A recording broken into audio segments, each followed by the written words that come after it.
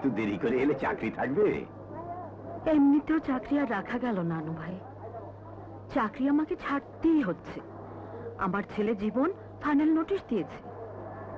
বেশ করেছে, ঘরে উপযুক্ত ছেলে থাকতে তুমি কেন খেটে মরবে?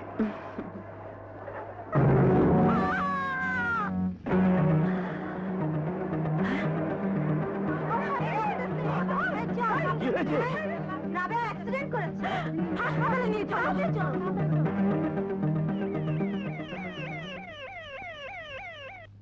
হ্যাঁ, নিশ্চয়ই নিশ্চয়ই, এ তো আমার কর্তব্য, আমার দায়িত্ব।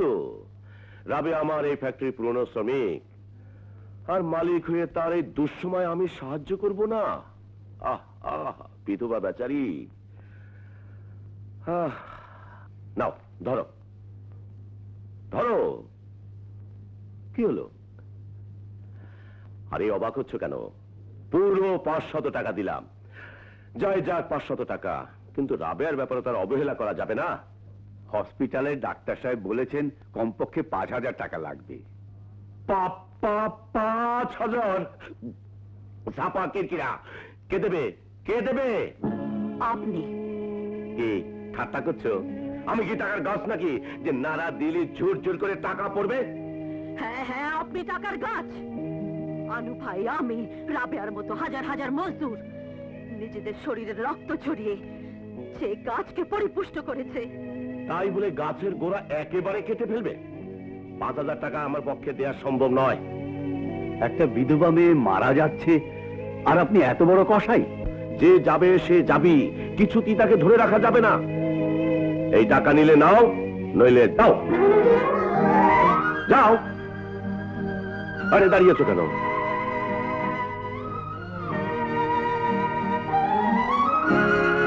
$5,000 ছাপা কিরকিরা, ফ্যাক্টরি নিলামে। কি হইল রে মা, কি হইল? আমি এখন কি করব মা? আল্লাহ রে,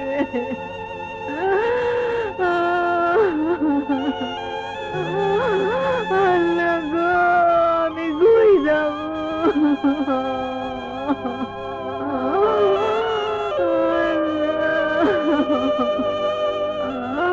হ্যালো, কি কি বললে? হুজুর, ওরা সবাই রাবেয়ার লাশ নিয়ে আপনার ফ্যাক্টরি ঘেরাও করতে আসছে। রাবেয়ার রক্ত, রাবেয়ার রক্ত।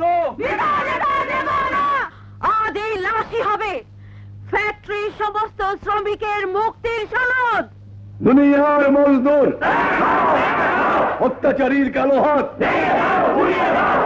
দুনিয়ার মজদুর, অত্যাচারীর কালো হাত, রাবেয়ার রক্ত, দুনিয়ার মজদুর, অত্যাচারীর কালো হাত, রাবেয়ার রক্ত, রাবেয়ার রক্ত, দুনিয়ার মজদুর, অত্যাচারীর কালো হাত, দুনিয়ার মজদুর।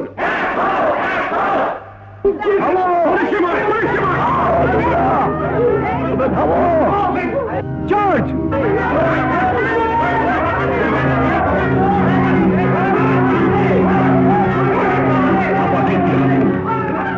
আমাকে খতম করেছিল। মিথ্যেবাদী, তোরা গন্ডগোল লাগে আমাদের দোষ দিচ্ছিস। নেংটি ইঁদুর হয়ে তোরা বাঘের সঙ্গে পাল্লা দিতে চাস? আজ তোকে মেরেই ফেলবো। কি হচ্ছে? ছেড়ে দিন, ছেড়ে দিন বলছি।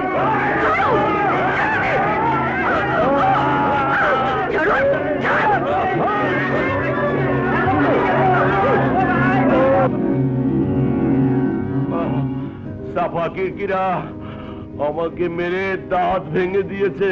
C is the main criminal. দলবল নিয়ে আমাদের অ্যাটাক করেছে।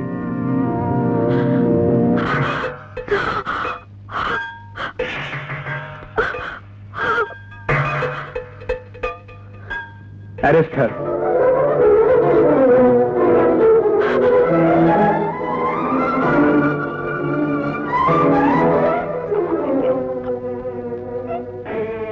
জীবন কেন কেন কেন তোর মাকে গ্রেফতার করেছিস? এই দৃশ্য দেখার জন্য কি তোকে জন্ম দিয়েছিলাম? ওরে হতভাগা, যে মা তোর গর্ভধারিণী, খেয়ে না খেয়ে যে মা তোকে লেখাপড়া শিখিয়েছে, তোকে মানুষ করে তুলেছে, যার জন্য তুই আজ পুলিশ অফিসার হয়েছিস, সেই মাকে তুই গ্রেফতার করেছিস, তোর হাজতে বন্দি করেছিস। এক্ষুনি ছেড়ে দে, আমি তোর বাবা তোকে আদেশ করছি, ছেড়ে দে। চুপ করে আছিস কেন? ছেড়ে দে বলছি। আদালতে নির্দোষ প্রমাণিত না হওয়া পর্যন্ত ছাড়তে পারি না বাবা। আদালত? কোন আদালতে তোর মাকে দাঁড় করাতে চাস? দুনিয়ার আদালতে না তোর মনের আদালতে? মনের কাঠগড়াতে একটি বার তোর মাকে দাঁড় করা, তুই নিজে বিচারকের আসনে বস, তারপর রায় দে। তোর ওই মা কোনো অন্যায় করতে পারে? বল, তোর মা কোনো অন্যায় করতে পারে? দেখ, চোখ মেলে দেখ, ওই চেহারা কোনো অপরাধী হতে পারে? বাবা, এটা থানা, সরকারি অফিস, এখানে চিৎকার করো না, বাড়ি যাও। জীবন, বাড়ি যাও বাবা। না, তোর মাকে সঙ্গে না নিয়ে আমি এক পাও এখান থেকে নড়বো না। এই মুহূর্তে ছেড়ে দে তোর মাকে, নইলে তোর চোখের সামনে তোর হাজতে লোহার তালায় মাথা ঠুকে ঠুকে ওই তালা আমি ভাঙবো, তোর মাকে মুক্ত করে নিয়ে যাবো।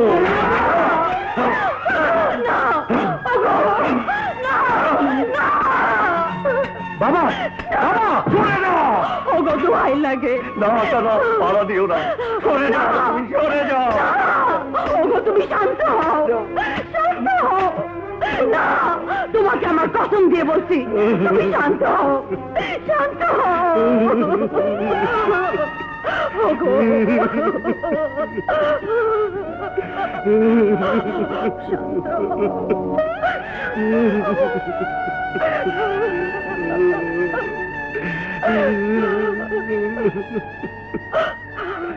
কার সামনে মিছে মাথা ঘুরছো? তোমাদের সন্তানের সামনে, তোমাদের সন্তান জীবনের সামনে। হা! উনি এখন মস্ত বড় পুলিশ অফিসার। তোমাদের সন্তান মরে গেছে, মরে গেছে। দেখো, দেখো অনু ভাই, দেখো, চোখ মেলে দেখো, সন্তানের জন্ম দিয়ে বাবা মা হয়ে আজ আমরা কত সুখী, কত ভাগ্যবান, কত ভাগ্যবান। ওগো দোহাই লাগে, তুমি বাড়ি যাও, বাড়ি যাও।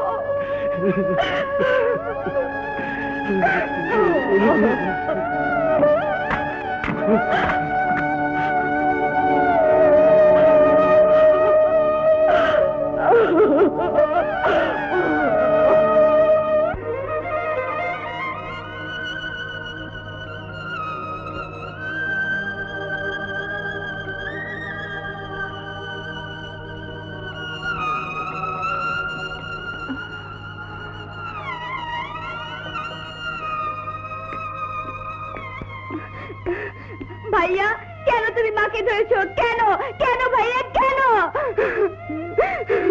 কথা বলছো না কেন? বলো, মা কি অন্যায় করেছে? কেন মাকে ধরেছো? চুপ করে আছো কেন ভাইয়া? বলো, জবাব দাও, মাকে কেন ধরেছো? ভাইয়া,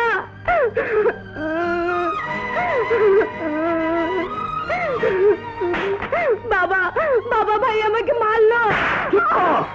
তুই ভাইয়া বলছিস? তোর ভাইয়া মরে গেছে, মরে গেছে।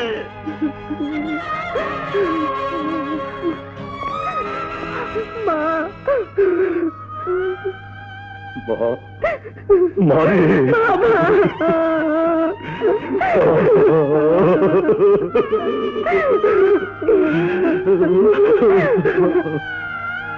তুমি তুমি মাকে অ্যারেস্ট করতে পারলে? কথা বলছো না কেন?